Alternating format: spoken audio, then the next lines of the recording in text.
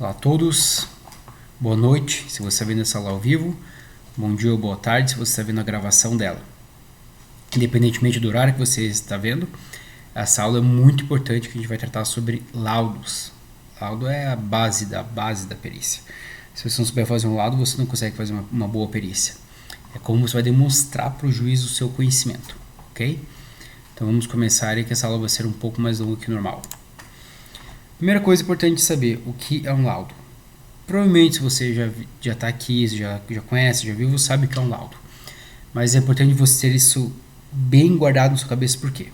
Porque o laudo pericial é um documento elaborado por um profissional especializado em determinada área, com o objetivo de esclarecer fatos ou circunstâncias que sejam relevantes para a resolução de um processo judicial ou administrativo. O que isso quer dizer? Se o juiz nomeou um perito, é porque ele não tem conhecimento técnico para resolver aquele caso. Ou seja, o que você escrever, possivelmente o juiz vai acatar. Até se você escrever uma bobagem absurda, se não tiver um assistente técnico constituído, ou se não for muito um contrassenso, o juiz também vai acatar. Então você tem aí como perito uma autorresponsabilização enorme. Nunca esqueçam disso, tá? Então, eu sempre gosto de dizer isso no começo dessa aula sobre laudos. Mas então vamos ao assunto, é o seguinte. Para você entender o que é um laudo, tem que ler o artigo COT 73 da Lei 13.105/2015, que é o novo Código de Processo Civil, né? Não é novo, né? Já tem alguns anos. Mas basicamente, ele indica os pontos mínimos que um laudo tem que ter, que no caso é a exposição do objeto da perícia, a análise técnica ou científica realizada pelo perito, a indicação da metodologia e resposta conclusiva a todos os quesitos. Tá? Então, basicamente, é isso que um laudo tem que ter, segundo a lei. Agora, uma coisa importante, que eu até coloquei essas setinhas aqui, é o raciocínio lógico por trás de um laudo. Esse daqui eu acho que é uma das partes mais importantes dessa aula, que é o seguinte. Isso aqui é uma frase minha. Sempre que me perguntam como fazer um laudo de qualidade, respondo em tom de brincadeira. Leia o artigo COT 73 de trás para frente, pois ele claramente indica a ordem e disposição dos fatos. O que isso quer dizer? Deixa eu explicar para vocês. O artigo COT 73, se você ler de trás para frente, ele vai te dar uma lógica do pensamento que o perito tem que ter para compor o laudo. Ou seja, a gente destrincha o laudo de trás para frente. Então eu já vou explicar isso para vocês com mais calma, tá? Aqui. Primeiro vamos pensar no item 4, tá? Que no caso seria o primeiro, que são a resposta conclusiva a todos os quesitos apresentados pelo juiz, pelas partes e pelo órgão do Ministério Público. O que isso quer dizer? A base do seu laudo é os quesitos. Se a pessoa, a entidade, a parte, o juiz, o Ministério Público pergunta A, você tem que responder A. Entendeu? Você tem que criar todo o seu método, todo o seu laudo tem que ser direcionado unicamente e exclusivamente para responder os pontos controversos e os quesitos solicitados. Essa é a função primordial do seu laudo. Então você tem que entender muito bem os quesitos, entender muito bem quais são as solicitações e a partir disso, depois que você entende isso, que você vai determinar um método. Então você entendeu o que você tem que responder. Aí você vai definir quais métodos você vai aplicar para poder responder esses quesitos. Então, se a parte perguntou A, você vai usar a técnica B para responder A. Ficou claro isso? Então você vai determinar o método científico que você vai aplicar. O que é importante nisso? Tem que ser um método aceito e reconhecido pelos especialistas. Então busque normativas, busque notas técnicas, busque instituições de respeito, como o IBAP, Instituto Brasileiro de Avaliações e Perícias de Engenharia. Eles têm documentos muito bons, até eu tenho um documento que eu uso bastante, que é a avaliação de áreas ambientais. São documentos bons, e isso evita muito problema de impugnação, porque você não pode tirar a metodologia da tua cabeça. Que eu usei uma vez porque é assim. Não é assim que funciona. exige responsabilidade, tem que aplicar uma metodologia consagrada, uma metodologia estudada, uma metodologia aceita. Perfeito? Aí depois que você aplicou essa metodologia, aí tem análise científica. Então, ou seja, ler os quesitos, entender a metodologia que vai aplicar, aí depois você vai analisar, fazer análise técnica a partir dos dados obtidos da metodologia que você escolheu. Conseguiram entender esse raciocínio? Como de fato o artigo 473 tem que ser lido de trás para frente para você poder definir o caminhamento da sua perícia? Então, a partir do que o 473 fala que o laudo pericial tem que ter, a gente lê ao contrário para poder determinar o que vai ter o que você vai escolher de raciocínio na perícia. Então, o item 2 do artigo 473, que na verdade é o nosso item 3, ele fala justamente da análise técnica ou científica realizada pelo perito. Então, é o resultado. É basicamente o seu resultado. Então, você primeiro vai entender o quesito. Uma vez que você entender o quesito, vai escolher a metodologia. Uma vez que você escolher a metodologia, você vai expor o seu resultado. Certo?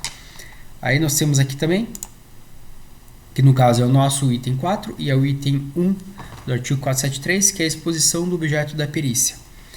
Essa exposição do objeto da perícia é como se fosse os arremates, por assim dizer, que você vai indicar os pontos controversos, o local da perícia, onde ela foi realizada, o horário que ela foi realizada, os objetivos gerais da perícia, objetivos específicos, fatores limitantes e outras informações que você julgar necessário. Você vai expor esse resumo desse objeto dessa perícia.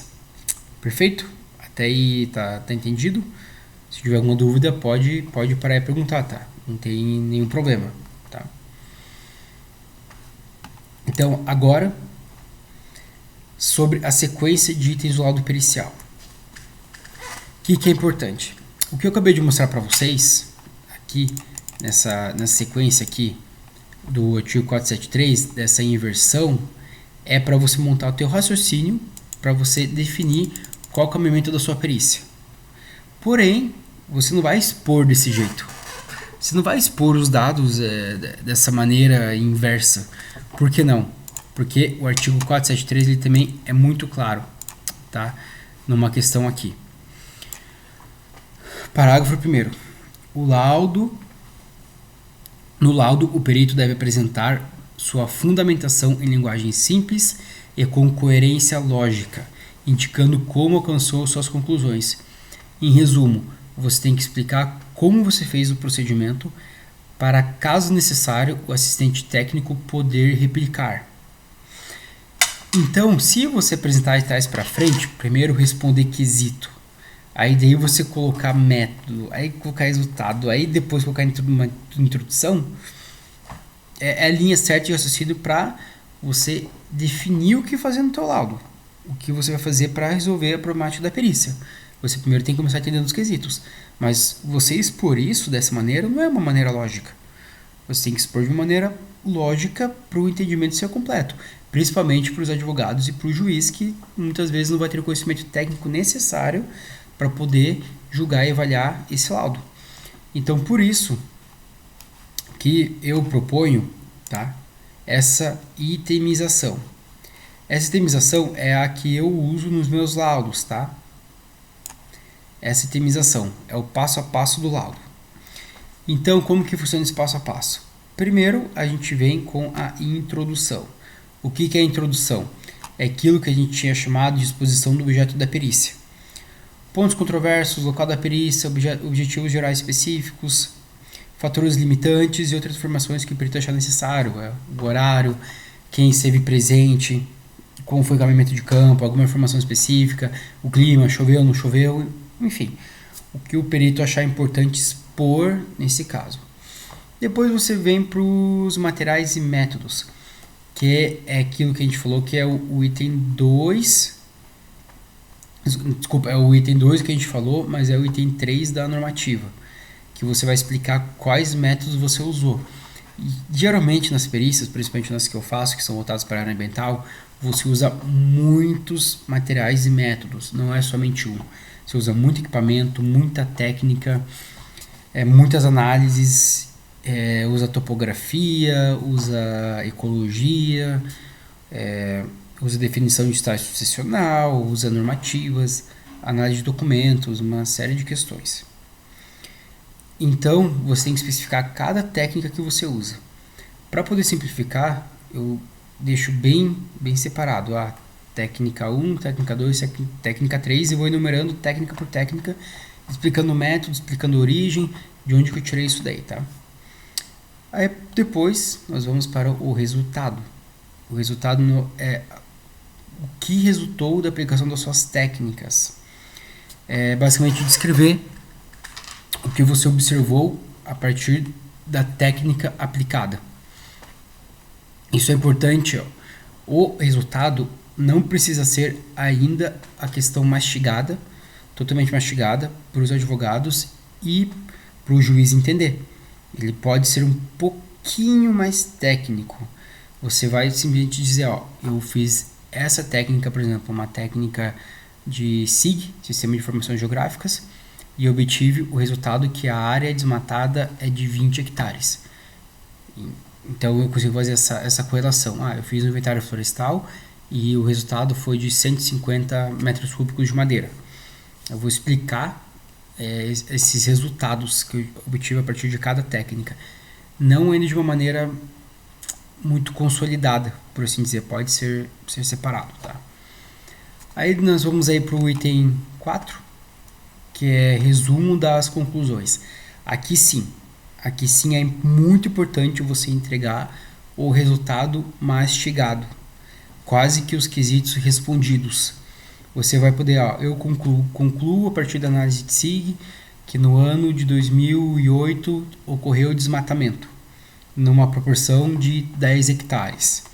Eu concluo que pela documentação essa área pela matrícula tal, de tal ano, pertencia a tal órgão público, então a comercialização foi ilegal. Eu concluo que no caminhamento ativo, de fato, foi visto espécies exóticas invasoras em APP.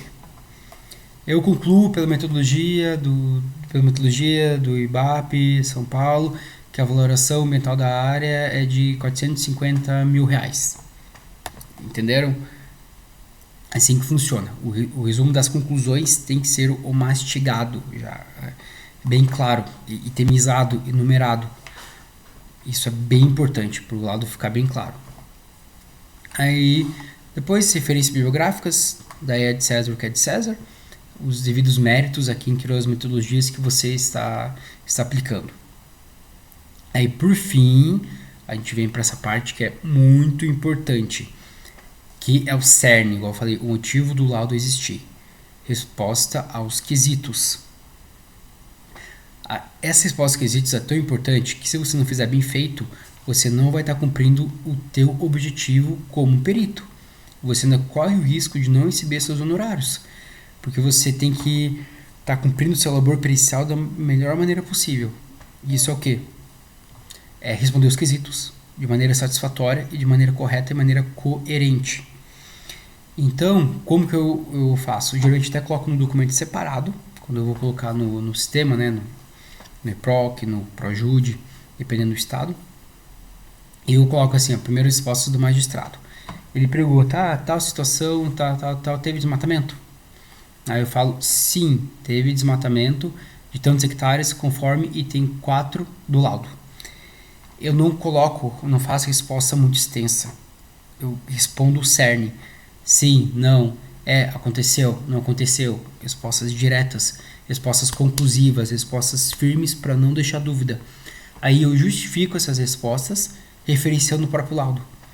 Aí as partes, o juiz, os assistentes técnicos vão conseguir ler o laudo e entender as respostas de uma maneira muito mais clara, muito mais simples e muito mais cristalina. Isso vai evitar problemas de entendimento, ambiguidades dentro do laudo.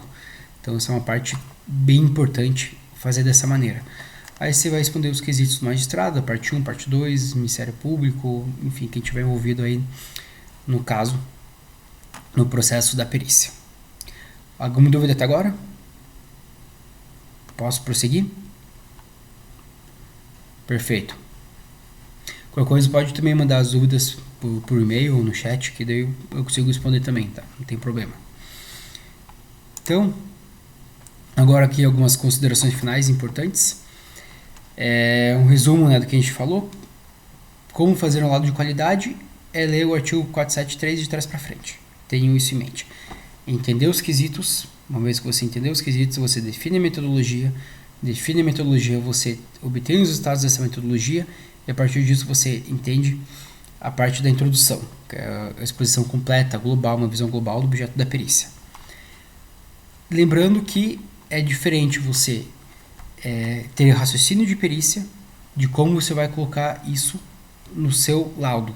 O seu laudo tem que ser de maneira inversa, mais ou menos inversa.